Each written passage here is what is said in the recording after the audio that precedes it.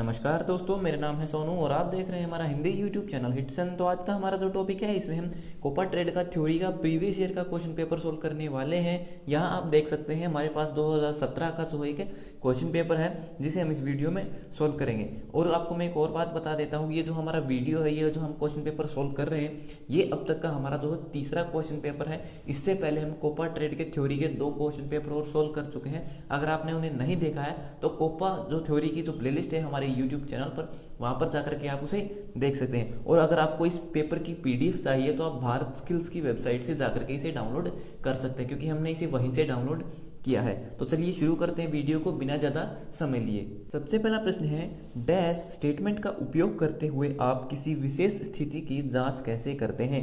यानी कि जावास्क्रिप्ट के अंदर जो है आप कंडीशन चेक करने के लिए, कंडीशन को टेस्ट करने के लिए किस स्टेटमेंट का इस्तेमाल करते हैं। तो जावास्क्रिप्ट के अंदर इफ स्टेटमेंट का इस्तेमाल करते हैं किसी भी कंडीशन को चेक करने के लिए, उसकी जांच करने के लिए। तो ऑप्शन बी यहाँ पर आपका सही है।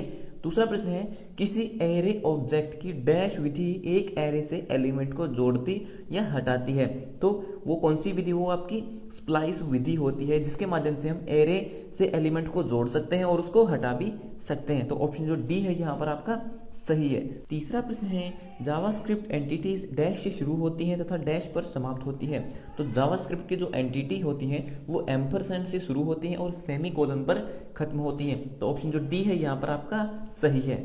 चौथा प्रश्न है, हम जावास्क्रिप्ट को निम्न में से किस HTML एलिमेंट में रखते हैं। तो HTML पेज के अंदर अगर आपको जावास्क्रिप्ट का कोड लिखना है तो वो आप किस कोड के अंदर लिखेंगे। तो उसके लिए हम स्क्रिप्ट टैग का इस्तेमाल करते हैं। स्क्रिप्ट टैग के अंदर जो है जावास्क्रिप्ट के एलिमेंट को जो है हम रख सकते हैं। ठीक है। उसके बाद पांचवा क्वेश्चन है, कोई ऑब्जेक्ट ओरिएंटेड लैंग्वेज डैश को सपोर्ट करती है। तो कोई भी ऑब्जेक्ट ओरिएंटेड जो लैंग्वेज होती है वो इनहेरिटेंस, पॉलीमॉर्फिज्म और डेटा एब्स्ट्रैक्शन, तो इन सभी को सपोर्ट करती है कोई भी ऑब्जेक्ट ओरिएंटेड लैंग्वेज होती है। छठा प्रश्न है, OOP का नाभिक यानी कि न्यूक्लियस होता है डैश, यानी कि OOP का मतलब है ऑब्जेक्ट ओरिएंटेड प्रोग्रामिंग। तो इसका जो न्यूक्लियस वो कौन सा है, क्लास और ऑब्जेक्ट, ये दोनों इसके न्यूक्लियस केंद्र होते हैं। तो छठे प्रश्न का जो ऑप्शन सी है वो आपका सही है, ए और बी दोनों। सातवां प्रश्न है, OOP यानी कि ऑब्जेक्ट ओरिएंटेड प्रोग्रामिंग में किस प्रकार के डेटा टाइप होते हैं। तो इसके अंदर सिंपल डेटा टाइप भी होते हैं, स्टैंडर्ड भी होते हैं और पॉइंटर डेटा टाइप भी होते हैं। तो ऑप्शन जो डी है यहाँ पर आपका सही है, उपरोक्त सभी।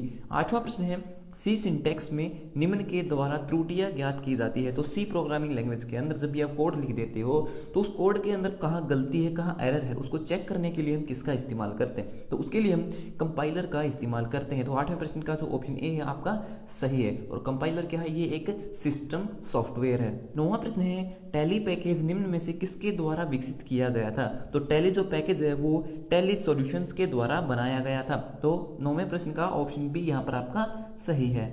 10वां प्रश्न है, टैली में पार्ट अकाउंट डैश के माध्यम से क्रिएट किए जा सकते हैं। तो group creation, laser creation, inventory creation या फिर न्यू क्रिएशन विंडो। तो 10वें प्रश्न का जो सही उत्तर है वो है ऑप्शन बी, लेजर क्रिएशन जो विंडो होती है, लेजर क्रिएशन विंडो, उसके माध्यम से हम जो है पार्ट अकाउंट को क्रिएट कर सकते हैं। 11वां प्रश्न है, सामान्य में वित्तीय वर्ष डैश से प्रारंभ होता है, यानी कि प्रत्येक वर्ष जो फाइनेंशियल ईयर होता है वो कब शुरू होता है। तो प्रत्येक वर्ष जो आपका फाइनेंशियल ईयर होता है वो 1 अप्रैल से शुरू होता है और 31 मार्च को खत्म होता है। तो इसने केवल पूछा है कि शुरू कब होता है। तो 11वें प्रश्न का ऑप्शन ए आपका सही है। 12वां प्रश्न है, टैली वोल्ट पासवर्ड की क्या उपयोगिता है। यानी कि टैली के अंदर जो आपको वोल्ट मिलता है जिससे आप किसी कंपनी को पासवर्ड प्रोटेक्ट कर सकते हो, तो उसका क्या फायदा होता है।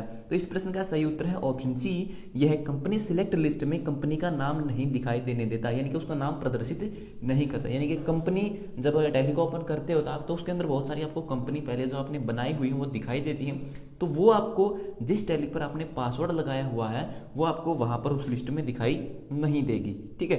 13वां प्रश्न है, टैली में हम डैश एक्टिवेट करते हुए ऋणदाताओं तथा ऋणी व्यक्तियों का बिल वार विवरण प्रदर्शित कर सकते हैं।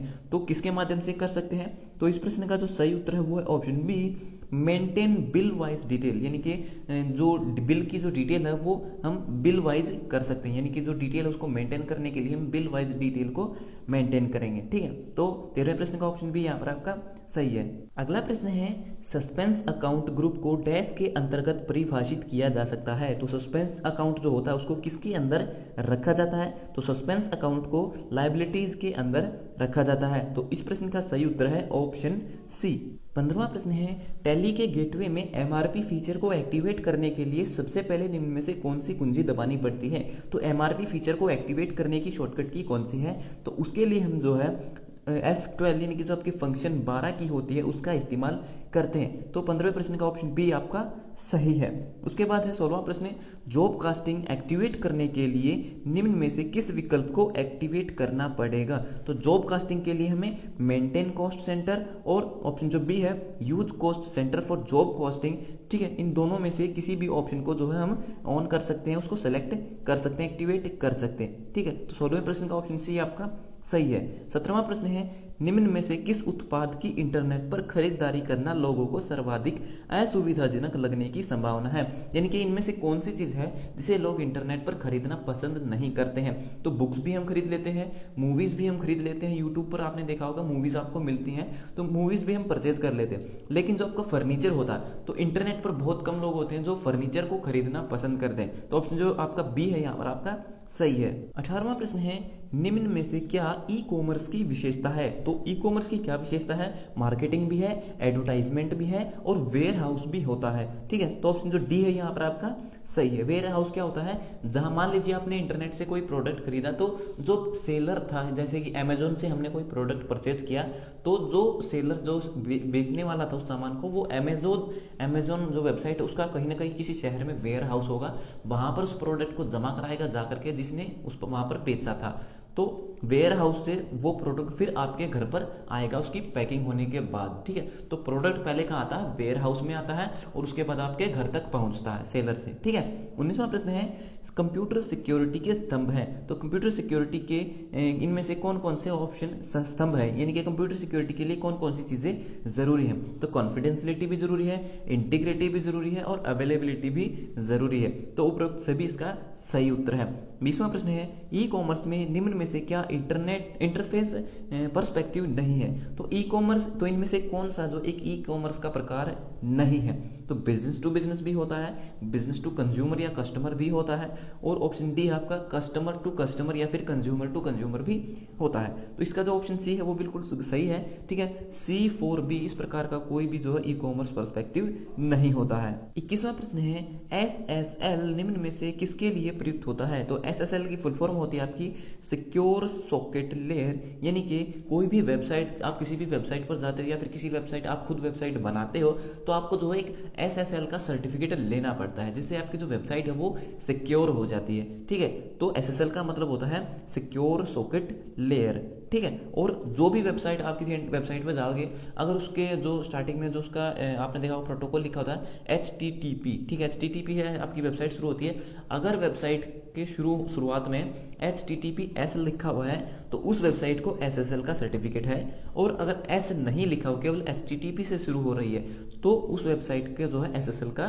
सिक्योर नहीं है। तो ये होता है आपका सिक्योर सॉकेट लेयर, वहां पर जो आप अपना पासवर्ड इनपुट कर सकते हो जहां पर जो है SSL का सर्टिफिकेट होता है। 22वां प्रश्न है जब निम्न पीस ऑफ कोड क्रियान्वित होगा तब क्या होगा? तो यहाँ पर एक कोड लिखा हुआ है तो इस कोड को जो हमें एक्टिवेट करना है और बताना इसका आउटपुट क्या होगा। तो यहाँ पर आप देख सकते हैं जावास्क्रिप्ट का कोड है, बी एक वेरिएबल है, उसके अंदर हमने एक वैल्यू असाइन की है 3, ठीक है, 3 नंबर बी के अंदर स्टोर कर दिया और दूसरा वेरिएबल है ए के अंदर हमने बी को ही स्टोर कर दिया, यानी कि बी के अंदर 3 था, अब बी को ए में स्टोर कर दिया तो ए के अंदर भी आपका 3 चला गया। तो उसके बाद क्या हुआ, बी के बाद फिर प्लस प्लस ऑपरेटर है। प्लस प्लस क्या है? ये आपका इंक्रीमेंट ऑपरेटर है। मैंने आपको कल वाले जो क्वेश्चन पेपर हुआ था हमारा कोपा का, जो पिछले साल का क्वेश्चन पेपर था, उसमें आपने देखा था 2014 के पेपर में आता कि प्लस प्लस ऑपरेटर क्या होता है कि वो ये एक इंक्रीमेंट ऑपरेटर होता है जिससे जो है जो वैल्यू होती है उसमें एक ऐड हो जाता है, जुड़ जाता है। तो यहाँ पर आप देख सकते हैं बी के अंदर कौन सी वैल्यू स्टोर है 3, तो 3 के अंदर क्या होगा, एक जुड़ जाएगा तो बी बन जाएगा आपका 4, ठीक है। अब देखते हैं कि ए के अंदर हमारा 3 है और बी के अंदर 4 है, तो कौन सा उत्तर सही है। तो ऑप्शन ए यहाँ पर आपका सही होगा।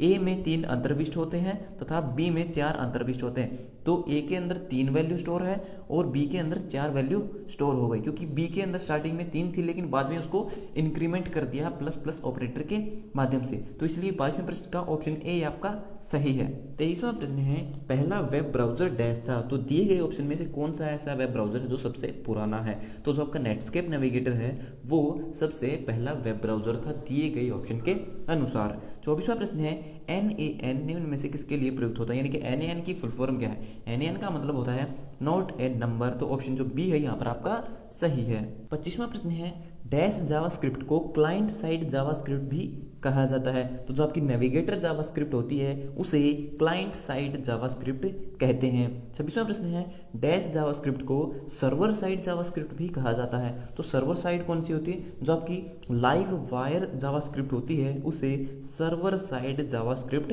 कहा जाता है। तो 26वें प्रश्न का ऑप्शन सी आपका सही है।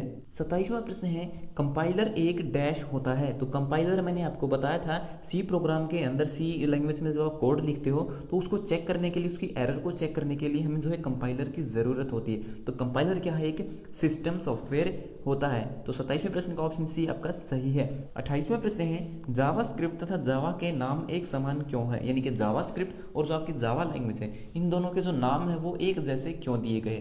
क्योंकि इन दोनों को लिखने का जो तरीका है, इनका जो सिंटैक्स है, स्ट्रक्चर है वो एक जैसा है, यानी कि मिलता जुलता है, इसलिए इन दोनों के जो नाम है वो सेम दिए गए हैं। तो इस प्रश्न का जो सही उत्तर है वो है कौन सा, ऑप्शन बी। जावास्क्रिप्ट का जो सिंटैक्स है वो थोड़ा बहुत जावा पर आधारित है, यानी कि उसका मिलता जुलता है। तो 28वें प्रश्न का ऑप्शन बी आपका सही है।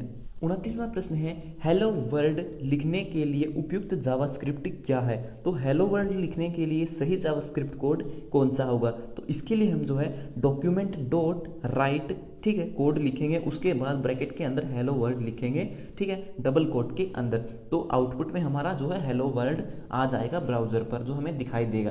तो इस प्रश्न का सही उत्तर है ऑप्शन सी, ठीक है। 30वां प्रश्न है, जावास्क्रिप्ट की व्याख्या डैश के द्वारा की जाती है, यानी कि जावास्क्रिप्ट की जो व्याख्या है उसको किसके द्वारा समझा जाता है, यानी कि जावास्क्रिप्ट किसके अनुसार चेंज होती है। तो क्लाइंट के अनुसार जो है जावास्क्रिप्ट बदलती रहती है। तो इसका सही उत्तर है ऑप्शन ए। 30वें प्रश्न का ऑप्शन ए आपका सही है, ठीक है। जावास्क्रिप्ट की व्याख्या क्लाइंट के द्वारा की जाती है। तो ये हो गए हमारे आज के सभी प्रश्न कंप्लीट। सो वीडियो देखने के लिए धन्यवाद। अगर आपका कोई सवाल है तो आप कमेंट बॉक्स में लिख करके पूछ सकते हो। तो मिलते हैं हमारी अगली वीडियो में, तब तक के लिए नमस्कार।